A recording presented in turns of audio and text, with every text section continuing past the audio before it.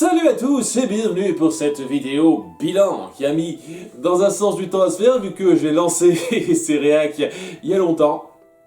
Mais bon voilà, la dernière saison est sortie il y a peu de temps, donc on a conclu, et on conclut ça comme d'habitude avec un retour sur ce que cette série a le mieux réussi et ce qu'elle a le moins réussi. Sachant que c'est un cas un petit peu particulier puisque on a vraiment deux séries un petit peu distinctes.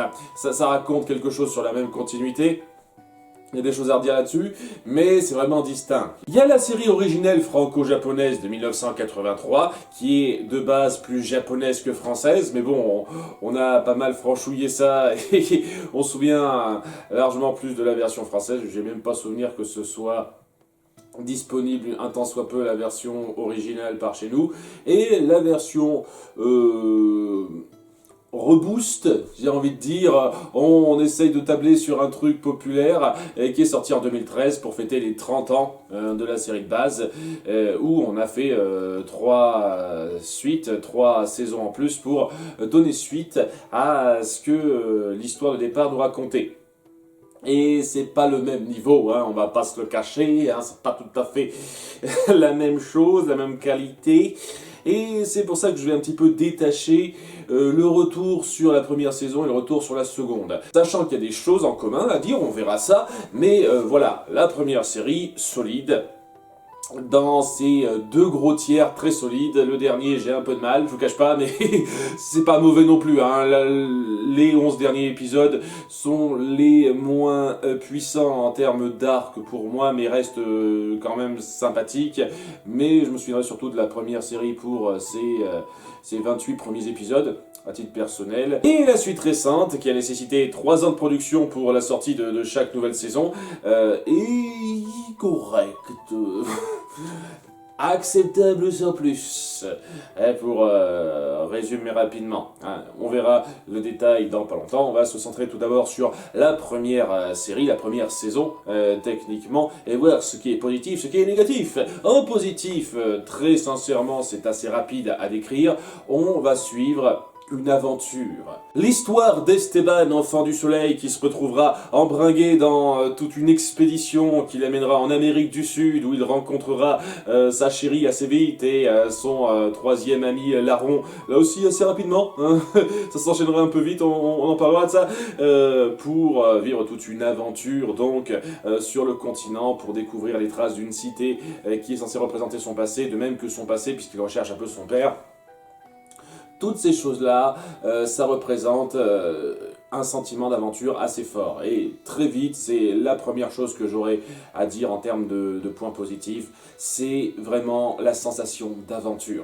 Il y a une aventure qui se noue assez vite au fil de ces intrigues, où on ressent vraiment que nos héros vont d'un coin à l'autre, affrontent des dangers en tout genre, ont certains méchants à leur basque qui pimentent leur périple.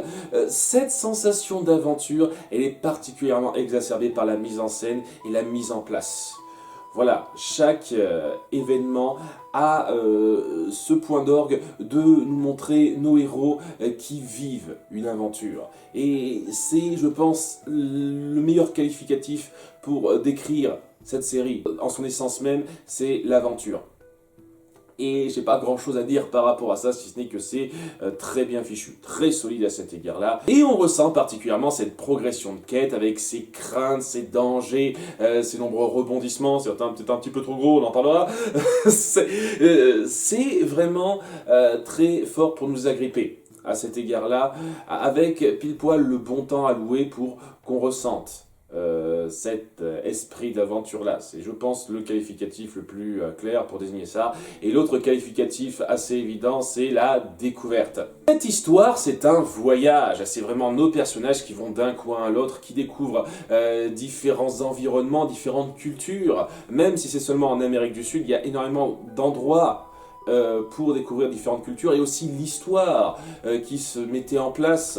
Vous savez, la découverte des Amériques, le début des conquêtes par Pizarro et compagnie, il y a énormément de découvertes à cet égard-là qui donnent une vraie impression vivante et éducative, mais au sens vraiment très ludique de la chose, dans ce périple-là. Ce qui permet vraiment de donner une identité propre à cette série-là, c'est cette juxtaposition, ce mélange de l'aventure avec cette découverte.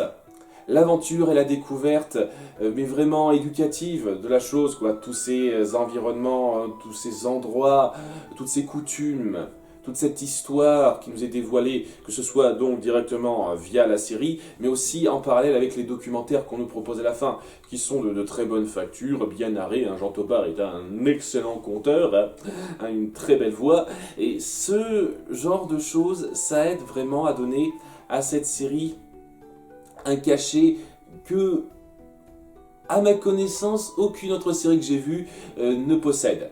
Les Mystérieuses Cités d'Or a ce cachet propre à elle de mélanger l'aventure et la découverte éducative avec une vraie finesse, une vraie fluidité.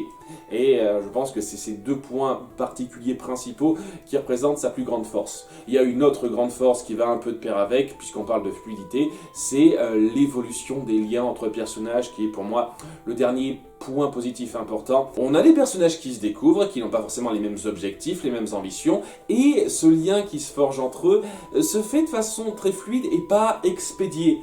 C'est ça qui me plaît beaucoup. Par exemple, le personnage de Tao, lorsqu'il est introduit à nos deux héros principaux de base, il faut un petit temps pour qu'il soit accepté au sein du groupe. Au début, c'est pas « Ah, tu fais partie de notre trio, t'es notre copain, on est super content de t'avoir ». Il y a besoin d'un certain temps. Et les enfants, ça met quand même un temps assez rapide pour se faire, mais il y a toute la relation avec Mendoza que je trouve très intéressante, parce que s'il y a une certaine attache entre lui et les enfants, ce n'est jamais parce que y a une appréciation très forte de leur part. C'est parce que leurs objectifs se regroupent, se rejoignent. Donc Mendoza les suit parce qu'il sent qu'il peut en tirer profit, et nos enfants suivent Mendoza parce que il est quand même fortiche, il peut les aider, il peut les protéger. Et c'est vraiment au fur et à mesure de l'aventure que va y avoir un lien affectif qui se développera, et il mettra le temps, vraiment. C'est ça qui me plaît beaucoup, quoi. On met en avant des liens qui prennent le temps de se faire. C'est quelque chose que cette série réussit particulièrement, et ça aide à cimenter l'aventure qu'on met en place. Quand nos personnages ne sont pas potes rapidement comme ça, parce que je n'ai pas vu beaucoup de séries appuyer à ce point l'importance d'une évolution de relation. Et voilà, c'est pour citer ça, je parle vraiment des relations entre nos héros principaux, mais il y a également des relations un petit peu inamicales entre nos héros et nos méchants qui sont aussi bien montrées. Où on voit au début, on ne supporte pas, mais après il y a une certaine rivalité également. Ce sont les 3 points principaux qui font que c'est bien. Ce n'est pas une liste exhaustive, je précise. Il y a 2 points qui ont un tout petit peu atténué cette immersion. Ça n'a pas rendu la série mauvaise, nous sommes d'accord, mais voilà, c'est un tout petit peu atténué ça, et ça a fait que j'estime à titre personnel que c'est pas une des plus grandes séries que j'ai jamais vues, même si on ne prend pas en compte les saisons 2 à 4. Donc, le premier point en question, c'est la gestion des méchants. J'ai du mal. Voilà, j'apprécie beaucoup les méchants qu'on met en place au début. On sent vraiment qu'il y a ce conflit d'intérêts, cette envie matérialiste et vile qu'ont la plupart de nos personnages antagonistes face à nos héros qui ont une envie plus de découvrir, une envie plus pure. Si on compte pas Mendoza, mais à nouveau, lui, c'est vraiment un cas particulier qui se situe vraiment entre les deux. Il y a cette envie-là qui se confronte à celle de nos héros, et chaque rencontre est très intéressante, mais chaque fois, on foire quelque chose chez nos méchants. Chaque fois. Gaspard et Gomez, j'aime bien leur dynamique et j'aime la menace qu'ils représentent pour les enfants. Au bout d'un moment, on se dira, ce sont des guignols. Ils sont là pour tirer leur épingle du jeu, on n'a plus rien à foutre d'eux. Enfin, on les traitera comme des guignols à la fin de la saison 1. Marine Shea, le docteur, très intéressant. C'est Gaspard et Gomez qu'on prendra encore plus au sérieux, qu'on rendra encore plus menaçant. Mais ils se feront supplanter par les grands méchants des 11 derniers épisodes, et ils mourront comme des merdes. Donc ouais, leur menace est coupée court, et elle signifie plus grand chose si on se débarrasse d'eux comme ça. Les Olmecs, je pourrais passer des plombes sur les Olmecs. Leur introduction a été mal fichue et certes leur conclusion a été mieux amenée que d'autres, on en a fait vraiment la menace principale, mais on n'a jamais su trouver le bon moyen de les mettre en place, de les afficher comme méchants qui pourraient être un tant soit peu complexes. Et au bout du compte, je sais pas si c'est vraiment à imputer totalement à la série ou si c'est juste la VF qui gâche ça. Au final, c'était juste les connards qui cherchaient le pouvoir. En gros, hein, c'est ça qui se ressentait. Il n'y avait rien de très profond chez eux, même s'il y a quelques moments, il y a eu des pics qui auraient pu valoir quelque chose. Et voilà, c'est pour citer les méchants principaux. Je pourrais citer Pizarro aussi. Pizarro, donc le conquistador de départ qu'on voit, qui est censé représenter une menace importante. Pendant une partie notable du premier tiers, on le voit être confronté à nos héros. À un moment donné, il y a même nos héros qui lui échappent de peu dans leur grand condor. Et il y a Pizarro qui se dit « Je vous retrouverai !» et on le revoit plus. Gestion de méchants, un peu dégueulasse, vous m'excuserez. Et l'autre point négatif, c'est la légère surabondance de comme par hasard. C'est-à-dire que des choses tombent sur nos héros de façon bien pratique pour arranger là où veut aller l'intrigue. Une fois, je veux bien, mais quand ça arrive plusieurs fois, dans une saison de 39 épisodes, non. Non. Voilà, je vais pas faire une liste complète, j'ai pas tout en tête, mais je me souviens de nombreuses fois où, comme par hasard, ils tombent sur quelqu'un qui sait où est leur prochaine destination, alors qu'il n'y avait rien qui laissait présager que c'était possible. Ils tombent sur Tao comme par hasard au début. Tao, le dernier représentant du peuple mu, qui est en lien assez direct avec leur recherche de la cité d'or du coin, et ben comme par hasard, il est là.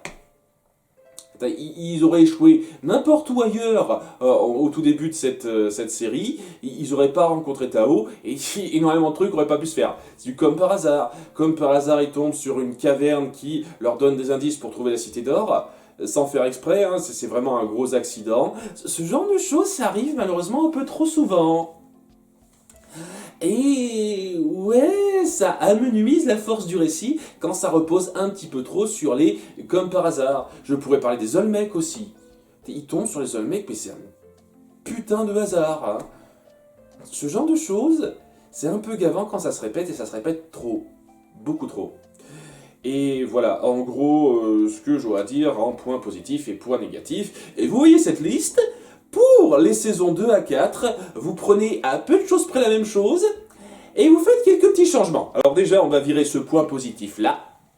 Voilà, hein, ce n'est plus un point positif, hein, les relations entre nos personnages n'évoluent pas de façon super fluide, malheureusement, mais sinon les points positifs et les points négatifs restent les mêmes à la base. Il y a toujours cette sensation d'aventure, on va d'un coin à l'autre, et cette sensation de découverte et de voyage, puisque vraiment on va de pays en pays, on découvre différentes cultures, nos personnages vivent des tonnes de péripéties avec un grand méchant central ce coup-ci qui les suit jusqu'au bout.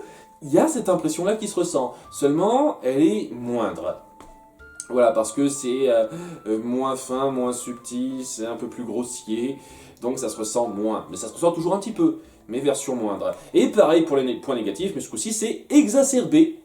Il y a encore des comme par hasard, mais ils sont plus nombreux et encore plus gros. Et il y a toujours cette gestion des méchants qui est assez irritante. Les Olmecs qui reviennent dans la saison 4, où il y avait une bonne base, mais on la développe pas assez, et leur fin est beaucoup trop expédiée. Hein, ça change d'autres cas. Ambrosius, Zarès, vous m'excuserez, hein, je fais un petit peu de spoilers, mais il faut avoir suivi la série à un bout d'un moment. Hein. Zarès, le grand méchant de cette triple saison, est cool à de nombreux moments, mais lors de plus nombreux moments, on chie un petit peu son développement, on chie un peu sur sa mentalité en le faisant passer pour un con qui réfléchit pas assez, pour permettre à l'histoire de progresser, et c'est vraiment gênant. Donc voilà, même défaut, même qualité, mais en moins réussi. En gros, seulement il y a une qualité qui jarte et un défaut qui vient, puisque il y a ce que j'ai donc déjà un petit peu dit pour Zarès, beaucoup trop de décisions stupides. Voilà, on met en place nos personnages dans des situations où ils doivent prendre des décisions pour s'en sortir, et c'est normal de temps en temps de ne pas savoir prendre la bonne décision, mais il y a un moment donné, faut arrêter d'être trop con. Et énormément de passages où tu te dis pourquoi on prend cette décision, pourquoi on force ça. Et c'est ça le truc, on force la chose à se passer comme on veut qu'elle se passe, et nos personnages pour ça doivent être stupides. Voilà, ils doivent être stupides et prendre des décisions ridicules et pas rattachables. C'est quand même des aventuriers qui ont de la bouteille, maintenant ils ont de l'expérience. Tu te dis comment ça se fait qu'ils arrivent à être aussi cons. Hein, c'est le cas pour les méchants comme pour les héros. Énormément de passages comme ça où tu te dis ces décisions n'ont aucun sens. À part que ça arrange bien le scénario pour aller où ça veut et ça rend nos personnages beaucoup moins satisfaisants parce qu'ils doivent être stupides trop souvent. Voilà. Et sinon, ce que je pourrais déplorer, ce sont des changements particuliers que je ne vais pas compter dans les défauts globaux, mais dans la catégorie détérioration du matériau de base. Parce que on reprend la continuité de la saison 1 dans les saisons 2 à 4, ce qui fait que j'ai du mal à comprendre les gens qui suivront cette série seulement à partir de la saison 2. Vraiment, je vous piche pas, mais bon, faites tout ce que vous voulez. Et voilà, il y a des problèmes de continuité, de cohérence qui sont assez notables, hein. Bon, je pourrais faire une longue liste, j'ai décidé de faire un top 5, voilà, donc pas 10, 5, des pires détériorations du matériau de base, en commençant par le numéro 5, le passage de l'or à l'oricalque. Alors, c'est un truc que j'ai toujours trouvé ridicule, sur le principe même, parce que le titre, c'est les mystérieuses cités d'or. C'est ça, le truc, de base. On cherche les mystérieuses cités d'or, on appelle ça comme ça, et au bout d'un moment, on nous dit, c'est pas de l'or, c'est de l'oricalque. Alors, ça fait passer le titre pour totalement mensonger, puisque c'est plus le cas, et ouais, ça permet des trucs dans vos saisons 2 à 4, puisque maintenant c'est un métal totalement inventé, à qui on peut donner des propriétés particulières, c'est cool, mais c'est clairement pas ce qui se ressentait dans la saison 1. Dans la saison 1, à aucun moment donné, on essayait de mettre en place ce genre de choses, et ça sent vraiment le gros retcon, bien pensé pour arranger les choses. Et ouais, c'est pas le retcon le plus grossier qu'il y a, c'est pour ça qu'il est seulement numéro 5, mais ça se ressent quand même comme un peu forcé sur les bords, et ça gâche un petit peu le principe même du titre, quoi. Parce que quand votre série s'appelle Les Mystérieuses Cités d'Or, et que ça n'a rien à voir avec l'or au bout du compte, à part le fait que ça ressemble, alors c'est discutable, hein, c'est un peu gênant. Voilà, c'est le plus léger du lot. En numéro 4, Tao, le vantard chauvin. Tao est un personnage que j'aime beaucoup pour son inventivité et le fait que, bon, c'est quelqu'un qui a une certaine fierté. On va pas lui enlever ça, il a ça dans la saison 1. Ce qui le rend un petit peu plus comique que nos deux autres personnages enfants, j'avoue. Mais ça n'a jamais été exacerbé au point où ça en devenait un gros chauvin grossier qui n'arrêtait pas de se vanter pour tout et n'importe quoi. Et c'est ce qu'on a eu pendant une grande partie de cette série-là. Tao, un gros vantard chauvin qui a perdu énormément en capital sympathie à cause de ça. Le truc, c'est que je peux pas dire que c'est incohérent à 100% parce que ça part d'une base qu'il y avait, mais cette base elle était loin d'être aussi exacerbée. Et même si on peut me lancer l'argument qu'il a peut-être évolué comme ça, genre en gagnant en confiance, il a gagné en vantardise, ça n'ôte rien au fait que ça le rend désagréable dans pas mal de moments. Voilà, Tao, qui était, je pense, mon préféré du trio d'enfants avant, est devenu celui que j'aime le moins à cause de ça, de ce trait de caractère qu'on force chez lui, qui n'a rien arrangé à part créer tout simplement du conflit, des moments comiques, gros et pas drôles, tout simplement. Ça a pas mal détérioré le personnage, je vous le cache pas. Mais il y a une détérioration de personnage qui était un peu plus grande avec numéro 3, Xia la déesse.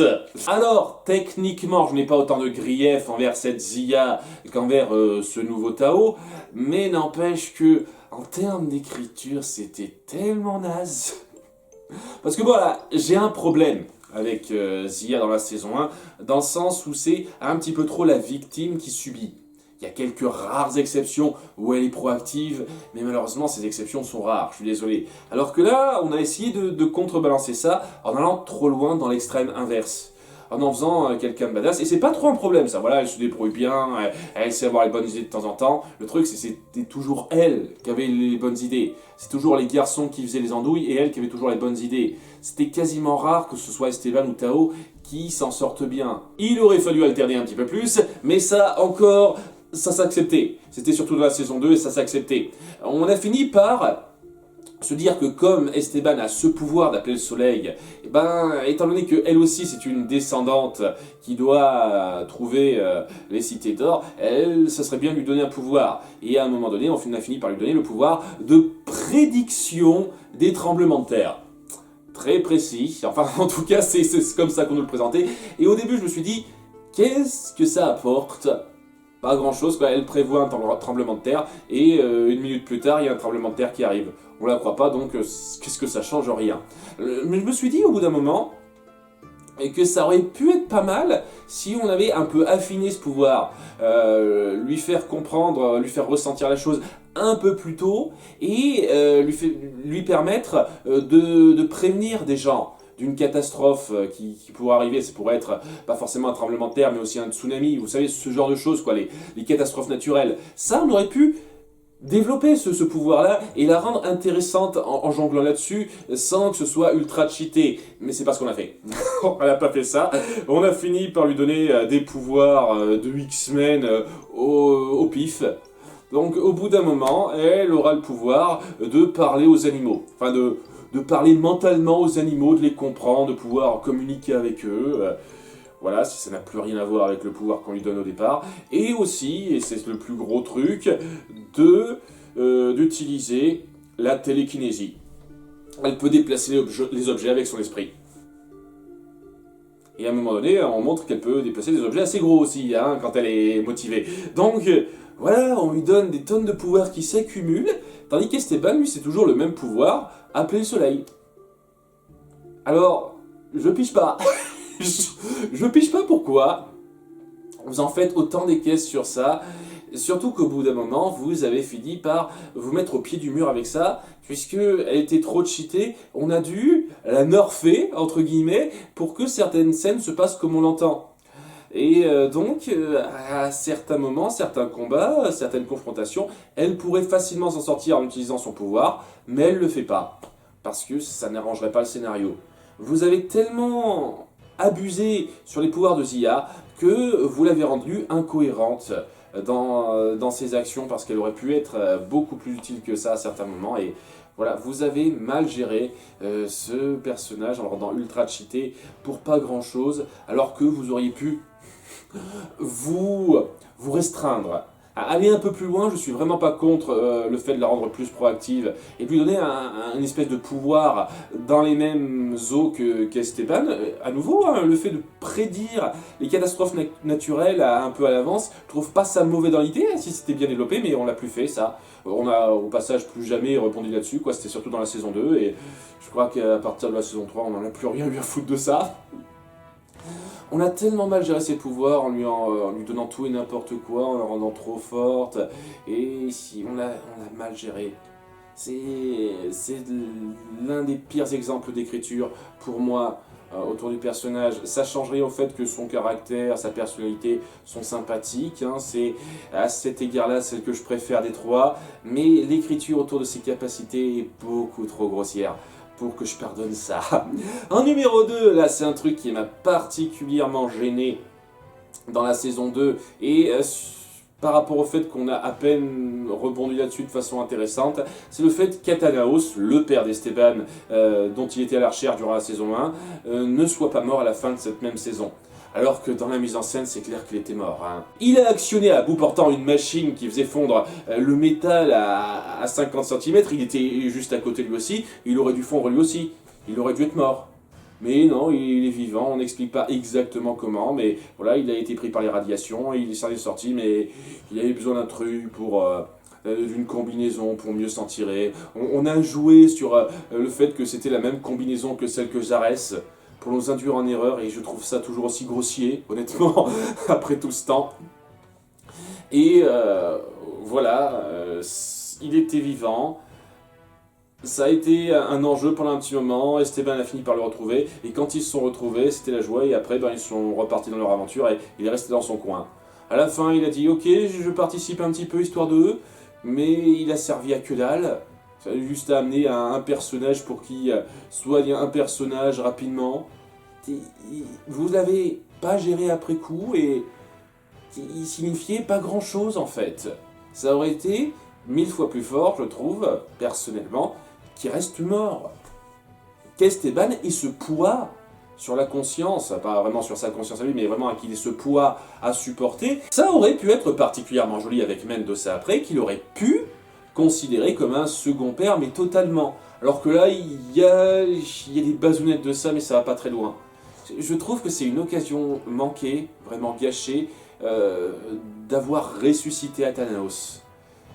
Il aurait eu plus de force, plus d'impact s'il était resté mort à la fin de la saison 1, et je pense que c'est l'une des altérations que j'ai le plus de mal à pardonner.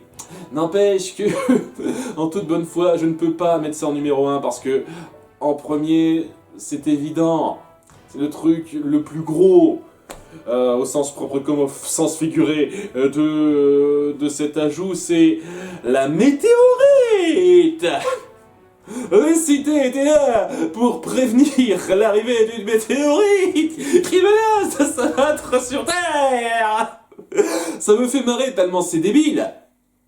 Mais, mon âme et conscience, je ne peux pas ne pas mettre ça en numéro 1 des pires altérations que cette continuité de série a fait. Quoi, parce que c'est tellement ridicule, ça n'a tellement pas de sens avec ce qui était mis en place dans la saison 1, où c'était vraiment les enfants qui devaient découvrir ces cités, vraiment découvrir les cultures, tout ça, et même dans les saisons 2 à 3, j'ai pas l'impression une seule seconde que ça a été un tant soit peu amené, un tant soit peu appuyé ça, parce que bon, énormément de gens ont fait ces commentaires-là, mais c'est quand même un gros coup de bol que les choses se soient enchaînées aussi vite.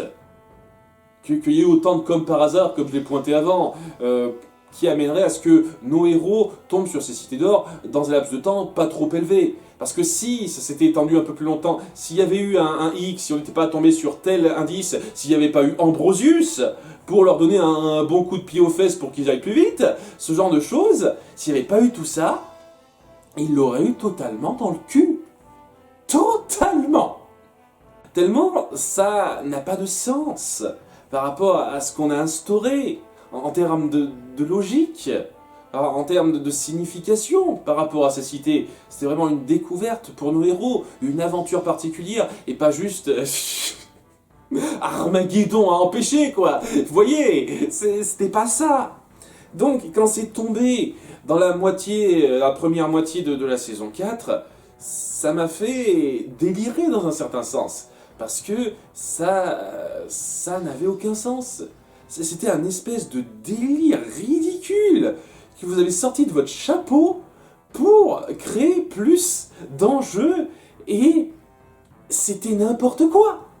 C'était n'importe quoi, à un stade où ça en était marrant, hein. À chaque fois qu'on appuyait ces enjeux-là, à chaque fois qu'il y avait Esteban, Zia et compagnie qui appuyaient que nous devons empêcher cette météorite de tomber sur Terre et sauver l'humanité, chaque fois ça me faisait craquer, tellement c'était ridicule.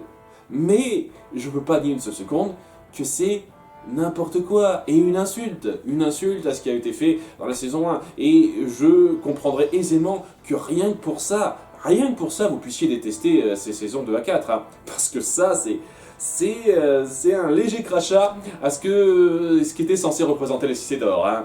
Autant le reste, c'était grossier, mais dans l'ordre des choses, on pouvait faire avec, autant ça, non.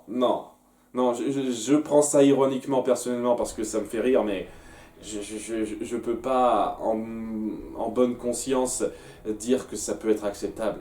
C'est débile. C'est tout ce que c'est débile. À tel point que ça s'en est marrant pour moi, mais ça reste ultra débile. Donc voilà, en gros, mon avis sur les saisons 1 et les saisons 2 à 4. Donc comme vous le voyez, la saison 1 est quand même largement supérieure. N'empêche que ça forme un tout qui essaye d'être cohérent, hein, il n'est pas vraiment tout à fait, mais ça essaye d'être cohérent. C'est pour ça que dans les bilans des épisodes, etc., je vais vraiment prendre en compte la totalité de cette série, c'est-à-dire la saison 1 et les saisons 2 à 4 ensemble. Et pour commencer, parlons du meilleur et du pire arc. Alors, ça va être assez marrant parce que pour moi, le meilleur arc, c'est le tout premier, et le pire arc, c'est le tout dernier. Voilà. Donc le premier arc, c'est vraiment la découverte des Amériques et le conflit avec Pizarro, si je devais dire ça. Donc c'est vraiment la découverte de nos personnages, tout ce lore qui se met en place, l'arrivée du Solaris, ce genre de choses. Les conflits ont déjà suffisamment de poids et on met bien en scène les dangers et les différents endroits, une vraie diversité qu'ont à subir nos héros. La phase d'introduction, c'est jamais la plus facile, parce que il faut arriver à agripper le spectateur au personnage, il faut arriver à le présenter de façon fluide, et c'est parfaitement bien fait. La mentalité de Mendoza, la mentalité d'Esteban, de Zia et de Tao lorsqu'il arrive, et comment ils vont découvrir différentes choses via leur trajet, jusqu'à, j'irais dire, la fin du conflit avec Pizarro. Après, ils seront un peu rodés. Après, on partira sur un autre arc où ils partiront vraiment en quête de différents indices pour trouver les cités d'or de façon claire, bien posée, et où ils se confronteront à Mariché et au Docteur. Et le troisième arc, ce sera contre les Olmecs. Voilà, hein, celui-là, j'en pense pas que du bien. Donc voilà, mon préféré, c'est le premier tiers de la saison 1. Et donc, celui que j'aime le moins, c'est la seconde moitié de la saison 4, c'est-à-dire tout ce qui est construction de la 7ème cité d'or, hein, si on peut résumer ça à ça. Donc on découvre qu'il y a une météorite qui s'apprête à tomber sur la Terre. Ça fera toujours rire. Et il faut aller à Chambord pour mettre en place les fondations, s'organiser pour construire tout ça.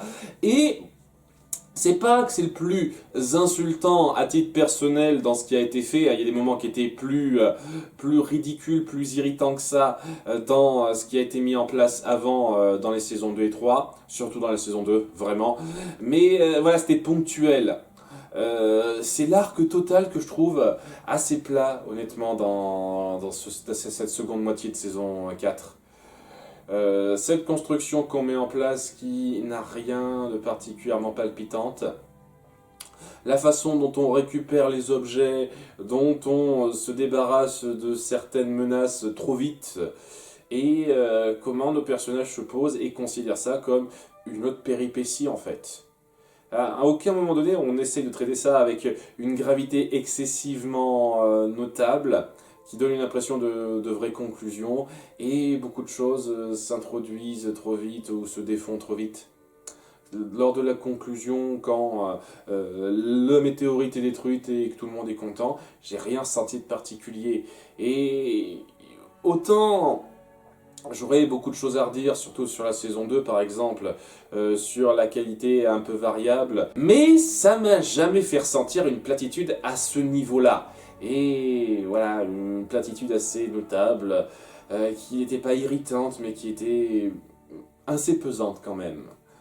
Voilà, si je devais résumer ça, vous êtes parti sur un concept qui était tellement ridicule, tellement grossier, tellement grotesque avec la météorite, et j'ai pas eu l'impression que vous avez voulu à ce point exacerber ça. Alors que ça aurait pu être beaucoup plus marrant si vous aviez exacerbé ça, au moins. Mais non, vous avez traité ça bêtement et c'était... Bon, parlons des personnages. Tout d'abord, je le dis tout de suite, je vais pas faire les personnages de soutien, parce que honnêtement, que ce soit dans la saison 1 ou les saisons 2 à 4, il y en a très peu qui m'ont marqué. Je pourrais citer Laguerra dans l'absolu, Watanao, et en dehors de ça, les autres personnages, Il y en a certains qui étaient un peu irritants, mais pas au point d'être grandement mémorables. Et d'autres qui étaient un peu sympas, mais pas au point d'être particulièrement mémorables non plus. Que ce soit dans la saison 1 ou les saisons 2 à 4, hein, je tiens à le préciser. Donc, j'ai pas grand chose à dire sur les personnages de soutien. Ils remplissaient pour une grande majorité leur rôle, c'est-à-dire de donner des informations, d'appuyer une richesse, une diversité dans tous ces environnements qu'on met en place. Sinon, ils sont pas ultra marquants. À nouveau, hein, si je devais en citer un perso de soutien, ce serait Laguerra. Techniquement, même si vers la fin c'était plus une protagoniste elle-même. Mais bon, voilà, dans l'absolu, on pourrait citer Laguerra et Athanaos. Donc je préfère Laguerra à Athanaos. Dans l'absolu, si vous voulez cette catégorie-là. Mais bon, on va parler des méchants. Le meilleur méchant, ça a été difficile à dire, puisque, comme je l'ai dit, un des problèmes importants de cette série, que ce soit la saison 1 ou les autres, c'est sa gestion des méchants. Ce qui fait que aucun méchant n'est ultra satisfaisant à l'absolu, parce qu'ils sont tous un peu gâchés au bout du compte. Et j'ai essayé de voir qu'est-ce qui m'aura le plus satisfait dans l'absolu, ou qu'est-ce qui était dans l'idée, dans les faits, avant d'être gâché, le meilleur. C'était un peu difficile à définir. J'aurais pu dire Ambrosius pour faire chier certaines personnes, parce que je sais qu'il y a des gens qui détestent les saisons 2 à 4 et qui disent « Ah ouais, comment t'oses dire qu'Ambrosius est le meilleur méchant ?» Parce que lui, il a un développement vraiment sur une longue durée, et donc même s'il a beaucoup de conneries, il y a quand même des choses qui me plaisent bien dans ce développement-là. Mais je vais partir sur quelque chose qui fera plus plaisir. Je vais dire quand même que je lui préfère légèrement Marinche. Parce que j'adore sa présence, j'adore le fait qu'on mette en place qu'elle est tirée d'un vrai personnage qui a existé dans l'histoire, c'est-à-dire une espèce de collabo, Maya ou un cas, je sais jamais, enfin, une collabo qui essayait de tirer son épingle du jeu dans cette grande conquête, et qui essayait un petit peu de représenter son peuple malgré tout. Elle avait une vraie présence, elle savait être un peu cruelle et irréfléchie, et j'aimais beaucoup ça. Elle est gâchée par sa fin lorsque les Olmecs la supplantent et qu'elle sert de faire valoir avant de crever comme une merde avec le docteur et son autre gars, je sais plus comment il s'appelait, le troisième larron qu'ils avaient. C'est dommage, vraiment dommage. Ce qui fait que elle part vraiment pas sur un bang, enfin, au sens figuré si vous voyez ce que je veux dire. C'est gênant, ça n'empêche que durant toute la période où c'était la menace principale, c'est celle qui m'a le plus convaincu.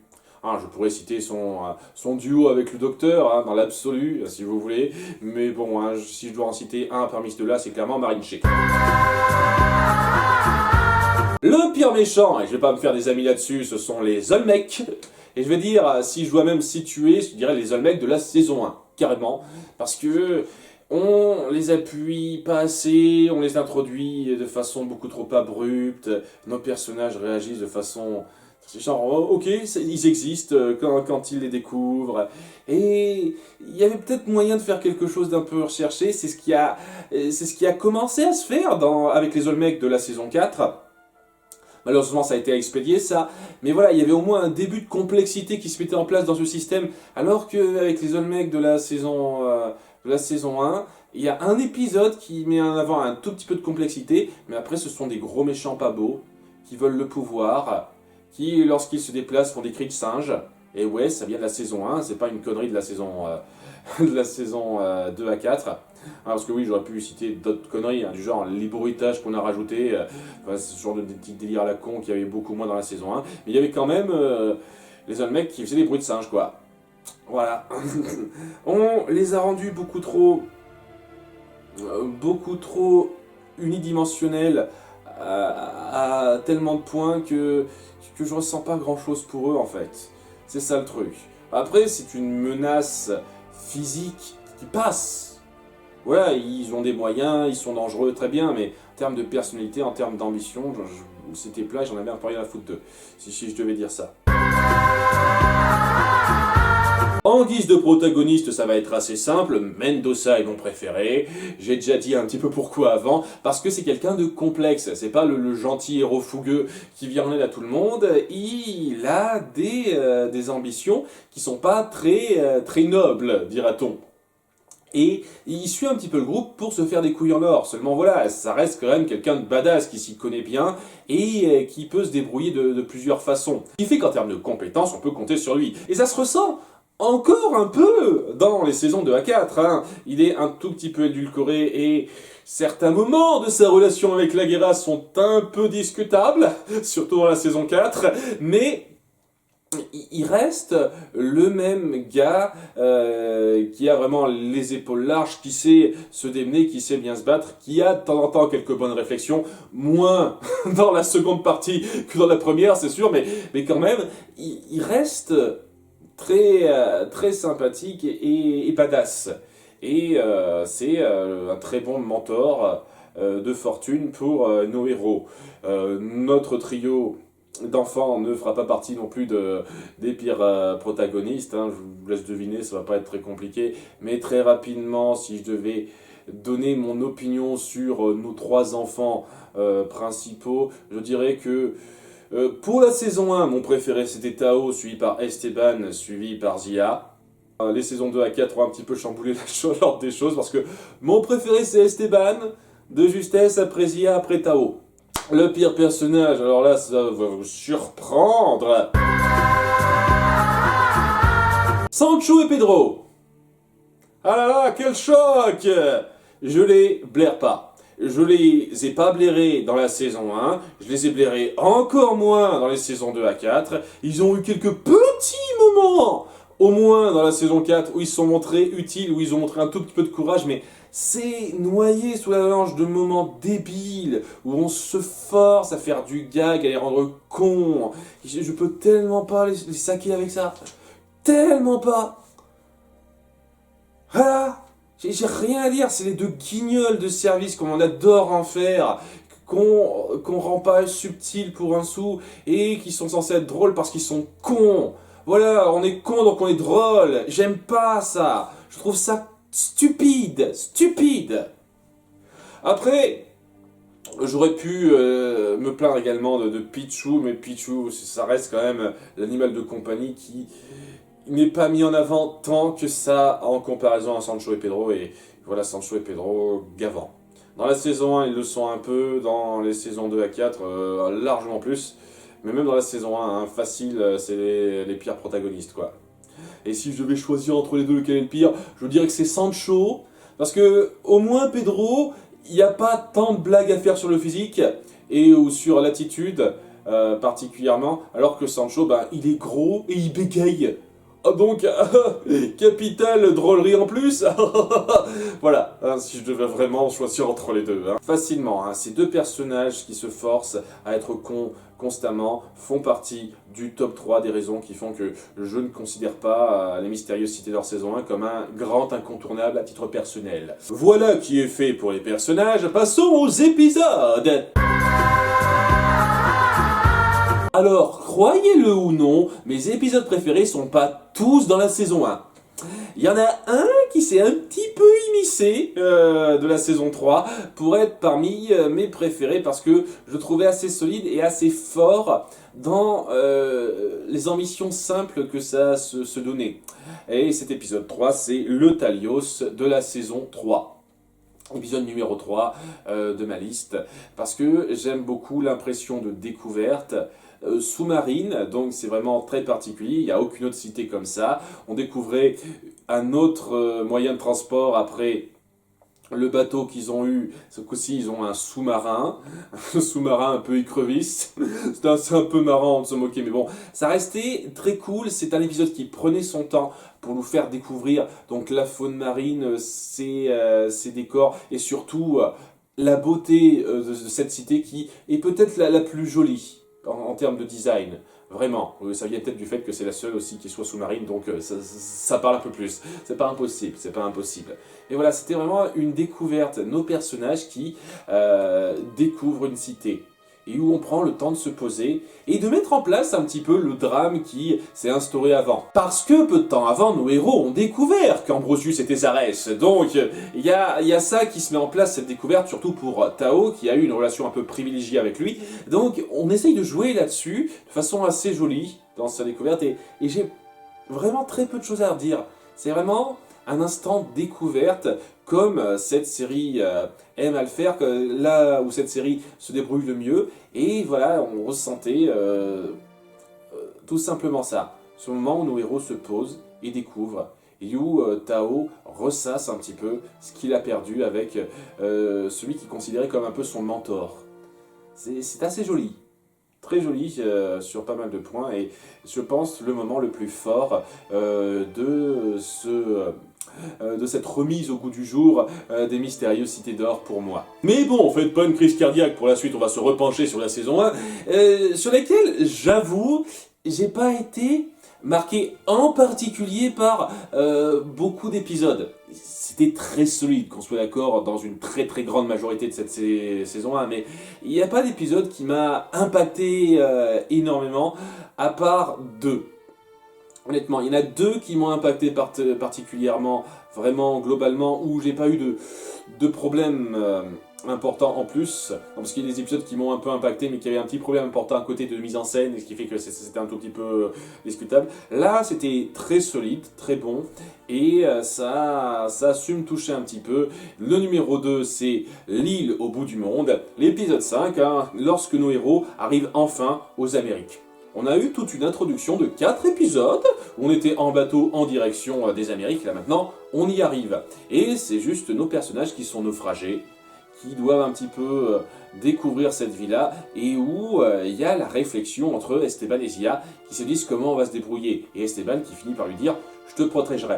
Je serai toujours là pour toi, on se lâchera pas, tout ça, tout ça. » Ça cimente totalement cette relation-là, et c'est l'introduction de Tao. Puisque on verra Tao qui portera un masque un petit peu bizarre, donc on ne verra pas que c'est Tao tout de suite, qui les observera, qu'est-ce que ça veut dire, et qui finira par se dire « Il faut que je kidnappe Zia parce que je suis pas très fin dans mon approche pour me renseigner un petit peu par rapport à mon peuple. Parce que voilà, elle fait partie de mon peuple et il faut pas que je la laisse aux mains de ses conquérants. » Mais ça amènera notre héros Esteban à la suivre envers et contre tout. Esteban qui est vraiment prêt à tout pour sauver Zia m'a particulièrement touché. Et c'était une introduction très intéressante, assez mystérieuse, bien fichue, du personnage de Tao. J'avoue, même si c'était un peu, une fois de plus, du comme par hasard, hein, ça tombait bien ça. C'était très bon à cet égard-là, ça appuyait magistralement la relation entre nos deux héros centraux pour l'instant, et une très bonne façon d'introduire le dernier du trio. Et en numéro 1, ça devrait surprendre personne qui a suivi mes vidéos, la révolte des Mayas. Voilà, le seul épisode auquel j'ai attribué véritablement un pouce levé. C'est vraiment un épisode qui a atteint l'excellent. Je précise pour la je ne sais combienième fois que lorsque je mets un pouce levé à un épisode, c'est parce qu'il atteint un niveau d'excellence. Et c'est peut-être une des raisons aussi pour lesquelles j'ai du mal à considérer la série Les Mystérieuses Cités d'Or, c'est que même si on atteignait des bons niveaux, c'était pas au niveau « Waouh, ça m'a soufflé !» Rarement. Et c'est le seul épisode qui a su me souffler en termes d'émotion, vraiment. Hein, c'était pas loin les épisodes 2 et 3, mais pas tout à fait. Là, c'est vraiment super solide, et ça a su me toucher particulièrement parce que ça finissait enfin par répondre à une question que je me posais depuis le début de cette saison 1. Il s'est passé quoi avec les parents de Zia? Parce qu'on n'arrête pas de dire, allons chercher ses parents, comment elle s'est retrouvée là, tout ça. On donne une réponse très satisfaisante lorsqu'elle retrouve son père qui est mourant. Et pas de bol, hein, elle tombe pas vraiment au meilleur moment, et elle arrive au moment où il finit par crever. Ce qui, j'avoue, est un peu facile, mais en termes d'émotion, ça reste très fort, et on sent vraiment la force, l'impact de la chose pour le personnage et pour ceux qui la soutiennent. Hein, Esteban qui veut être là pour elle, et Tao qui ressent totalement ce qu'elle a ressenti, parce que lui aussi il a vécu ça, puisque c'est le dernier de son peuple. Il était tout seul, donc il y a totalement cette identification qui se ressent, c'était très beau. Sachant qu'à côté de ça, il y avait vraiment ce besoin de rameuter les peuples pour lutter contre les Olmecs, et et faire front commun, parce que sinon ce sera le bordel. Alors qu'ils sont pas en super termes, ces différentes tribus. Hein. Ça appuie bien ça, hein. C'est pas tout est joie, tout est bonheur dans le coin. Ça, c'est un truc que malheureusement on a tendance à faire facilement dans, dans les saisons 2 à 4, hein. Dans les différents recoins du monde. Hein. Si c'est pas des sociétés occidentales, européennes, oh, c'est la joie, la bonne humeur, tout le monde s'adore. Hein. Alors que non, hein, dans les Amériques, c'était pas trop ça. C'est un détail, hein. J'adore cracher sur ce genre de choses. En tout cas, il y avait un truc très intéressant dans ce besoin d'unir les gens. Ça allait trop vite. C'est la chose que j'aurais reproché un tout petit peu à cet épisode. Ça s'est enchaîné trop vite, mais en dehors de ça, c'était super bon. Et on passe même le seul moment intéressant psychologiquement autour des Olmecs dans cet épisode, où on les voit se poser et réfléchir un petit peu à ce que signifie leur peuple, qui pensent un peu à leur peuple, que c'est pas juste des gars soifés de pouvoir qui veulent le pouvoir parce que malheureusement durant tout le reste ça s'est ressenti comme ça en tout cas pour moi, alors que cet épisode ça a commencé à poser un truc qui les a rendus l'espace d'un moment un petit peu plus complexe. Malheureusement c'était trop rapide et ça a pas perduré, mais c'était cool le temps que ça durait quoi. Voilà, tous ces détails-là ont été faits très solidement, et si ce n'était juste le côté un peu expédié de la révolte des Mayas qui se met en place, et ben tout était parfait. En termes d'émotion, en termes de moments qui se posent, en termes de développement de personnages, c'était parfaitement montré. Et c'était l'épisode le plus bien foutu de cette série, de cette saison 1, qui a su marquer. Et oui, je sais que quand je dis que j'ai pas mis de pouce levé à d'autres épisodes, ça peut paraître un peu péjoratif, mais le fait est que ça reste une série qui, en tout cas la saison 1, nous sommes d'accord, qui a su mettre en place une histoire continue, qui se poursuit d'épisode en épisode. Il n'y avait pas de temps mort, on mettait en place une situation, ça s'enchaînait, et il n'y avait pas de moment où je me suis dit c'est ridicule, ça se ralentit pour pas grand chose ou quoi que ce soit. C'était toujours bien pensé, bien fichu dans le déroulé, à quelques rares exceptions près. Il y a des fois où ça a un petit peu trop ralenti, mais c'était vraiment des exceptions, hein. Globalement c'était très fort à ce niveau là, et c'est vraiment ce ressenti global des épisodes qui s'enchaînaient qui me plaît, ce qui fait que ça aide pas à mettre beaucoup d'épisodes de cette saison 1 en exergue par rapport à d'autres. C'est vraiment un tout qui se colle bien, si je devais résumer ça. Et c'est un truc que je peux pas vraiment dire des saisons 2 à 4, parce que bon, là, sans grande surprise, dans les pires épisodes, il n'y a aucun épisode qui fait partie de la saison 1. Et ça tombe bien aussi parce que dans cette liste, il y a un épisode par saison. On va commencer avec l'épisode 12 de la saison 4, Adieu Maître. Alors, c'est l'épisode qui met le plus en exergue les problèmes que j'ai avec la gestion de motivation des personnages et la gestion de leur psychologie. Je déteste la façon dont on gère Ambrosius à le rendre con régulièrement. Et le truc avec ça, c'est que ça vient souvent par petites piques, par petits trucs où tu te dis ok, c'est gênant mais pas au point de mériter totalement, ça passe un peu, mais là non. Non, Ambrosius est un débile qui n'a rien prévu à la trahison des Olmecs. Parce que le mec se dit, ouais, ce sont des gens dignes de confiance, je peux faire mon truc dans mon coin sans risquer une seconde qui me trahissent. Je suis débile. Il a rien prévu, il subit tout, il fout rien, et c'est le truc qui a fini de cimenter ce caractère bâtard dans la mentalité du personnage, qui doit être une menace impressionnante et forte, mais qu'on ne peut jamais rendre trop compétent, parce que sinon, étant donné que nos personnages ne sont pas ultra compétents eux-mêmes, nos héros, etc. ne sont pas trop compétents eux-mêmes, ça pourrait pas passer comme on le veut le scénario en fait. c'est ça à peu près. Hein. Donc le plus gros crachat à la gueule du personnage d'Ambrosius, qui sur le papier est facilement le méchant le plus réussi, mais seulement sur le papier, parce que dans les faits, Et ouais, c'est un gros foutage de gueule quant aux motivations de la Guerra, qui fait n'importe quoi. Qui, au bout du compte, n'est qu'une patriote lambda sans profondeur pour aller avec. Et je trouve ça insultant. Insultant. On insulte deux personnages qui promettaient beaucoup dans cet épisode-là et ça m'a fait perdre pas mal de respect envers eux totalement, même si je sentais que ça venait. J'espérais que ça n'atteigne pas ce niveau-là, mais c'est dans cet épisode que ça a totalement fini de sauter le requin à cet égard. Donc voilà, j'ai un problème de taille avec ça. En numéro 2, nous avons les voiles de Ranaori. Alors là, c'est l'exacerbation du comme par hasard ta gueule. J'aurais pas grand chose de plus à dire là-dessus que, voilà, nos héros sont complètement paumés, ils suivent une piste totalement au pif, que Tao a lu sur une des cartes qu'il a piqué à Azares, et dans cette voie qu'il a trouvée au pif, ça les mène à une voile de Ranaori qui leur permettra de trouver le chemin vers la prochaine cité d'or. C'est la chatte totale. C'est juste, le scénario est déjà écrit, les actions que vous faites sont prévues parce que, voilà, c'est plus le destin, ça, c'est n'importe quoi. On a un personnage qui est une sorte de pseudo Jack Sparrow sans intérêt qu'on met en place. Nos enfants réagissent stupidement à leur situation. Ils y vont en mode YOLO alors qu'ils savent que c'est Zarès, que c'est un coin où Zarès se rend, donc ils auraient pu avoir quelques doutes, ils auraient pu se préparer un peu, mais non. Il y a des tonnes de décisions qui se prennent comme ça et c'est comme je le dis, l'exacerbation totale du comme par hasard qui m'irrite énormément.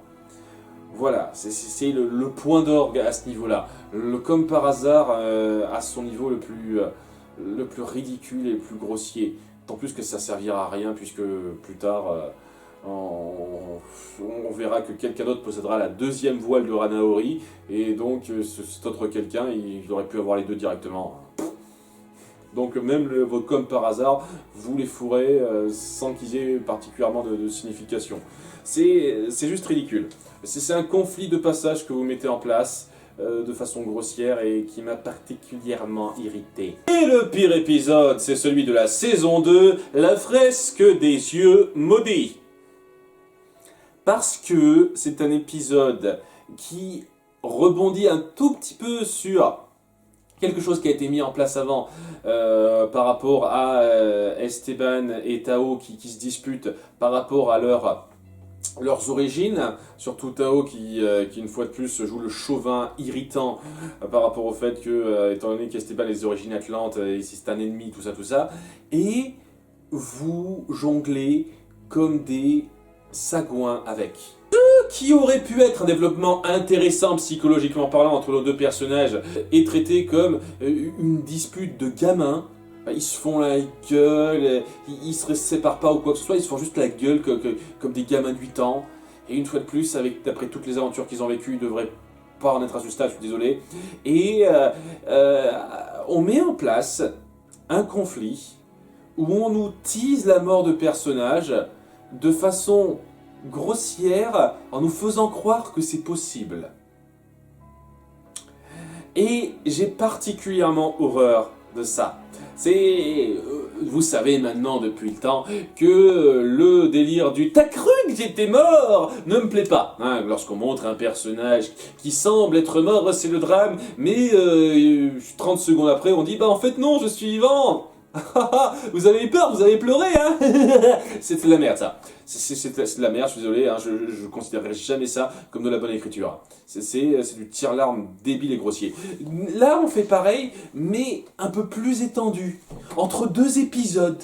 Où Mendoza se bat contre Zarès, on met des petits bruitages gaguesques à côté pour bien aider le ton. À nouveau, ça m'a bien gavé ça aussi.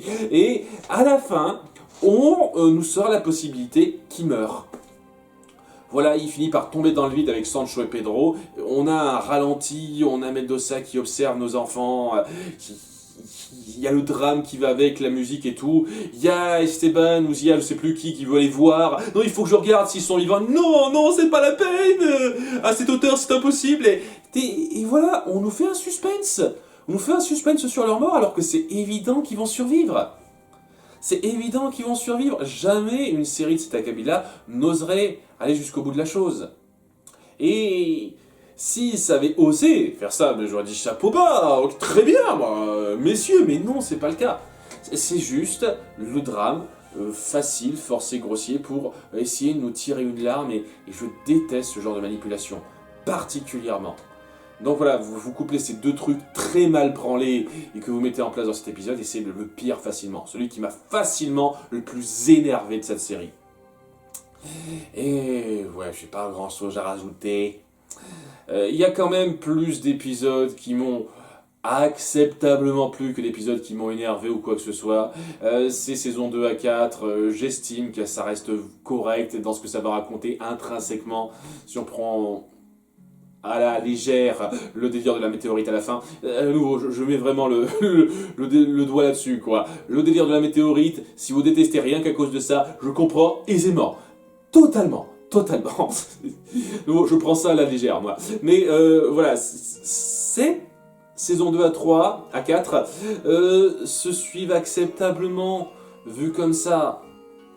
Et je trouve ça quand même dommage, ça reste insultant par rapport au ton beaucoup plus mature qu'avait la saison 1. À l'aventure plus poussée, mieux réfléchie, et aux personnages qui étaient un petit peu moins des caricatures. J'exagère un petit peu, pas des caricatures, mais moins poussifs. Ils étaient moins poussifs dans le côté comique qu'on veut leur donner, si j'ose dire. Parce que ça essaye d'être plus puéril, d'attirer plus un public de jeunes enfants. Hein, je pense que c'est pas le seul public, ça peut encore se valoir en tant que série familiale, mais ça semble quand même plus vouloir agripper les jeunes enfants. Et ça se ressent. Ça se ressent. Alors que la série de base, bien entendu, ça veut agripper les enfants aussi, mais ça veut agripper vraiment un public familial très vaste. Alors, on ne va pas infantiliser tout juste pour être sûr d'agripper les enfants, faut arrêter. Et c'est quelque chose que je respecte beaucoup, qui a moins, clairement beaucoup moins, dans cette saison, ces saisons 2 à 4. Et qui fait que c'est très moindre par rapport à la première saison. Mais si je compare ça à des tas d'autres séries familiales qui n'avaient pas d'autres ambitions, cette série a des ambitions assez palpables et une majorité du temps, elle les fait passer par extraordinairement mais un peu acceptablement. Voilà, et acceptablement, c'est clair et net que ça vaut pas ce qu'on avait au départ, mais ça reste acceptable. Voilà, c'est loin d'être le pire visionnage que j'ai jamais eu et peut-être que si j'étais vraiment un fan invétéré de la saison 1, ce que je ne suis pas, j'aime beaucoup, mais je suis pas un fan invétéré, c'est pas un incontournable une fois de plus. Peut-être que si j'avais été un fan invétéré, j'aurais eu plus de mal à supporter ça, je le comprends très bien, mais tel quel, j'arrive à prendre ça pour ce que ça essaye de raconter à son niveau, et ce que ça veut raconter à son niveau, c'est quand même plus ambitieux et intéressant que pas mal de séries familiales qui se mouillent pas du tout. Voilà. Hein, c'est clair et net que ça vaut pas la saison 1, qui a des ambitions un peu plus fortes et qui sait mieux les tenir, c'est évident, largement, mais c'est pas la pire insulte qu'on puisse faire en termes de série. Ça peut être considéré comme une insulte envers la saison 1, c'est sûr, mais en tant que série, à voir comme ça va, c'est regardable. Voilà, si je devais donner mon impression générale. C'était pas inintéressant à découvrir, j'ai pas passé un mauvais moment globalement, hein, et bien entendu la saison 1 c'était une découverte qui valait le coup, évidemment. Donc, je regrette pas une seule seconde d'avoir traité cette série en réac. Je vous remercie d'avoir suivi, on se revoit bientôt pour des réacs sur Steven Universe. Venez nombreux, à bientôt, bye.